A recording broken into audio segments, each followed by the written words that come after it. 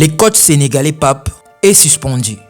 Alors que Messi aussi l'avait fait à la Coupe du Monde 2023, à l'éliminatoire, je pense, de la Coupe du Monde 2023, mais sans être suspendu. Et le monde réagit sur la politique qui détruit vraiment le football. La politique, je vous montre ça dans peu de temps.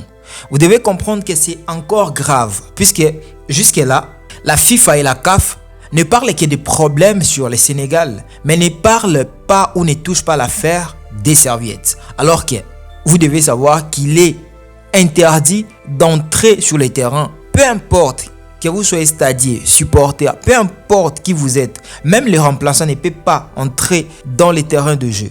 Bref, nous allons en revenir. Parce que les juges des touches voyaient tout ça, mais n'ont rien dit. S'il n'y avait pas ces images, on n'allait pas comprendre ce qui s'est passé.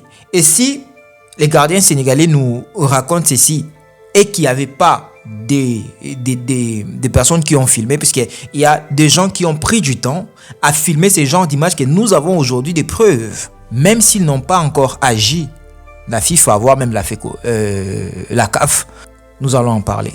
Pour Abdourahmane Amadou Baba, c'est que la FIFA fait avec la Confédération africaine de football, CAF, et le football africain, de façon générale, n'est rien d'autre que du colonialisme. Vous comprenez? Je parle du colonialisme, c'est que Abdourahmane Amadou Baba a dit. Les dirigeants sportifs camerounais est très en colère contre l'attitude de soumission de la Confédération africaine de football, CAF, vis-à-vis de la FIFA. Parce que pour lui, la CAF ne prend aucune décision. Attend tout de la FIFA. Oui, c'est normal. Mais vous devez savoir qu'il y a des lois que la CAF a mis pour des lois qu'on doit respecter. Il y a encore des lois de l'IFAB que la FIFA aussi a mis. Et on ne peut pas directement sauter ou quitter la CAF pour aller directement à la FIFA. Il y a certainement l'hiérarchie existe. Mais pourquoi on peut négliger la CAF pour directement écouter ce que la FIFA est en train de dire? Mais la réponse de Yaya Touré et de Thierry Henry bouleverse la FIFA. Pour comprendre ce qui se passe, vous devez savoir que ce qui s'est passé avec le Sénégal, ce n'est pas la première fois, comme je venais de le dire. En 2023, lors de l'élimination ou encore lors de l'éliminatoire de la Coupe du Monde, Brésil-Argentine, Léo Messi n'est pas content du sort réservé aux supporters de l'Argentine. Sur les gradins, avait décidé de quitter la pelouse, lui et ses partenaires, pour les vestiaires, avant que les choses reviennent à la normale, sans que la FIFA n'ait infligé une quelconque sanction. Malgré le contexte, les matchs avaient rejoué et l'Argentine avait même gagné par, je crois, 1-0. Oui, vous allez me dire que non, c'est pas la même chose. C'est pas la même chose, mais il est strictement interdit. Je pense que dans la loi IFAB, article 12 de l'IFAB, il est interdit, strictement interdit de sortir ou de quitter les terrains sans autorisation de l'arbitre. Je dis, peu importe, même si vous voulez faire caca, excusez-moi. Donc, vous ne pouvez pas. C'est impossible. L'Argentine l'a fait. Niat, pas d'autorisation. Malgré tout ça, aucune sanction n'a été prononcée par la FIFA à l'encontre de l'Argentine. Une question que je vais me poser. Pourquoi jouons un jeu à double vitesse? Et c'est pour cela que j'ai inséré des déclaration de Donald Trump. Pour que vous puissiez mieux comprendre cette vidéo, vous devez suivre les déclarations de Donald Trump sur les pays africains et voir même les visas pour les joueurs africains. Vous devez savoir qu'il y a de cela quelques mois, les États-Unis avaient refusé d'accorder les visas pour les athlètes, je crois, de basketball sénégalais pour aller s'entraîner aux États-Unis, préparer leur stage aux États-Unis. Ce qui est anormal. On va en revenir. Entre le Sénégal et l'Argentine, je ne trouve aucune différence. Et d'ailleurs, le Sénégal a gagné l'Angleterre 3-1 en 2025. Vous vous rappelez tellement. Ça montre que le Sénégal est en forme à 200%. Et je vous jure que le Sénégal peut nous surprendre avec cette équipe. D'ailleurs, le coach Claude Roy est en colère contre le président de la FIFA et évoque un boycott de la Coupe du Monde 2026. Parce qu'on ne voit que l'argent, on ne voit plus la beauté de sport. Je pense qu'aujourd'hui, si on en parle, on doit tenir compte vraiment de ce qui se passe. Parce que c'est important. C'est important de noter là-dessus. Et vous devez savoir que le coach Claude Roy n'est pas n'importe qui. Je vais d'abord faire un petit rappel. Il est respecté pour ses passages sur les bancs du Cameroun, du Sénégal, de la RDC, du Ghana, du Congo-Brazza et voire même du Togo. Donc ce n'est pas n'importe quel coach. Et c'est lui qui a même donné le Cameroun la coupe, je crois, en 1998 ou 99. Je pense bien.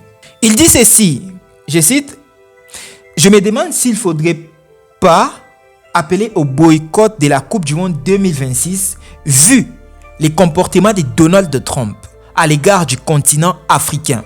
Avec un président de la FIFA qui se targue d'être à ses côtés, les dirigeants au plus haut niveau du foot ne parlent plus jamais de foot, mais que des frics. » Pour rappel, là je vous rappelle une chose, Donald Trump avait dit ceci il y a de cela quelques mois. Devant des caméras s'il vous plaît.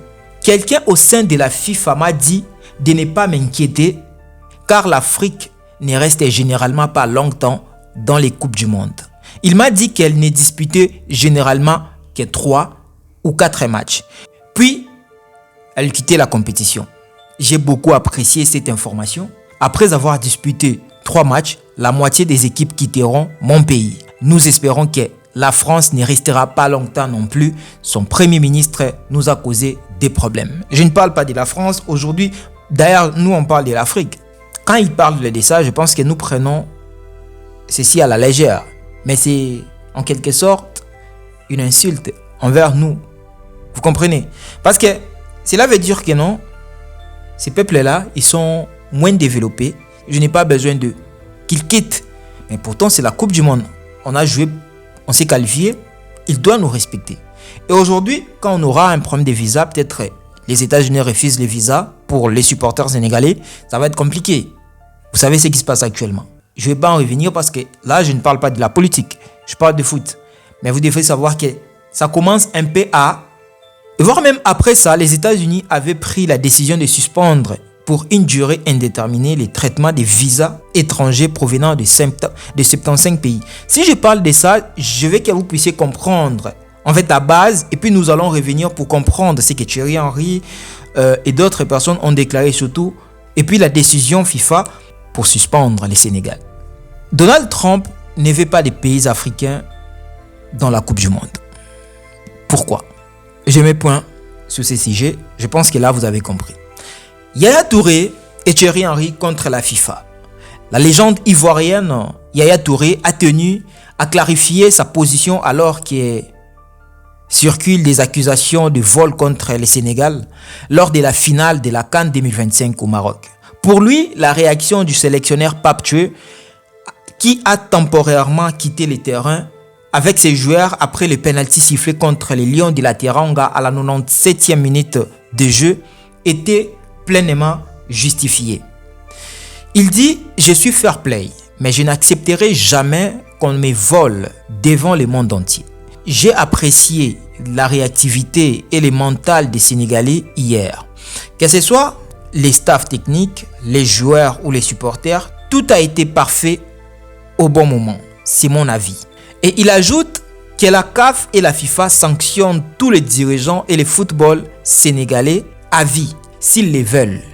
Leur deuxième étoile est dans la poche et elle est amplement méritée. Ils étaient prêts à tout pour remporter cette CAN. Le Sénégal a été très costaud sur tous les plans. Pas seulement sur le plan sportif, a-t-il déclaré. Que pensez-vous? Il a raison ou pas? Sur le plateau de CBS Sport Golazo, l'ancien international français Thierry Henry est revenu sur cette situation. Il dit ceci: « Je ne suis pas d'accord avec la décision du Sénégal de quitter les terrains, mais je comprends leur frustration. Les arbitres n'ont pas été à la hauteur sur cette CAN et la faute revient à la CAF qui doit les mettre à niveau. » Du côté de la RDC, la fédération congolaise soutient l'arbitre Jean-Jacques Ndala en publiant ses tweets. À travers un communiqué officiel, vous avez brillamment officier lors des rencontres de très haut niveau, marquées par une forte intensité et une pression considérable, était-il écrit dans le communiqué. Mais du côté marocain, les supporters et d'autres joueurs manifestent leur mécontentement contre Diaz et d'autres joueurs. Selon les informations relayées par Ili Kadouri, les joueurs seraient excusés devant l'ensemble du groupe dans les vestiaires avant de fondre en larmes. Une minute de silence, s'il vous plaît. Malgré cela, plusieurs cadres de la sélection lui en voudraient encore fortement et ne lui auraient pas pardonné. À ce stade, les vestiaires seraient marqués par une profonde incompréhension et un sentiment des groupes très affectés. Et toujours d'après ces mêmes sources, Hakimi aurait pris la parole pour dire publiquement qu'il pardonnait Brahim Diaz, s'il vous plaît, allant jusqu'à les prendre dans ses bras, en faisant un petit bisou. Il ferait partie des rares joueurs à l'avoir réellement réconforté dans ces moments délicats.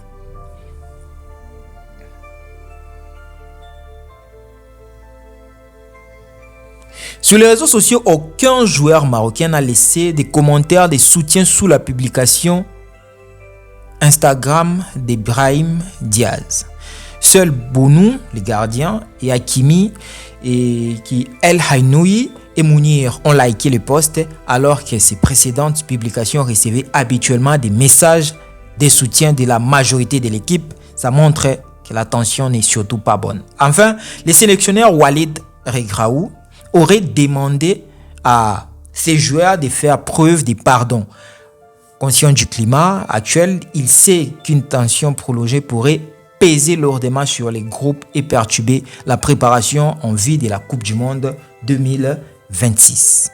Plusieurs supporters pensent que Diaz ne voulait pas marquer à cause d'un fair play, mais selon lui, même Brahim Diaz s'excuse auprès de tous les Marocains, il reconnaît sa faute.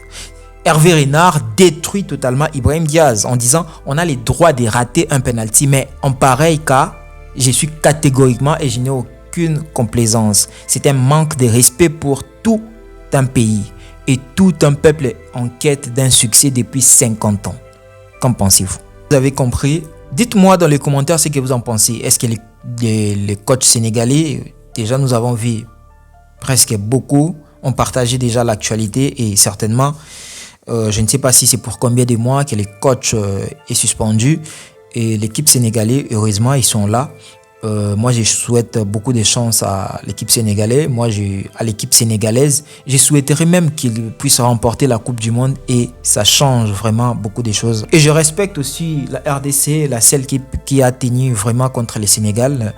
Voilà, c'est une bonne nouvelle pour la RDC et je pense qu'ils seront aussi bel et bien à la Coupe du Monde. Je vous souhaite aussi une bonne chance. Et Jean-Jean Ndala, jusque-là, vraiment, je lui souhaite beaucoup de courage. Ça arrive. Et je pense que si ce n'était pas au Maroc, peut-être qu'il allait être... Parce que c'est un professionnel, c'est un arbitre que je connais depuis longtemps. Il maîtrise bien le foot. Et je ne sais pas, beaucoup d'arbitres ont échoué. Donc là, moi, je vous laisse. Rassurez-vous de vous abonner sur Tout Fait Actu. Nous décortiquons des actualités africaines et du reste du monde. Je vous tiendrai au courant de tout ce qui se passe. Voilà, et je vous laisse pour aujourd'hui. On se voit à la prochaine. À plus.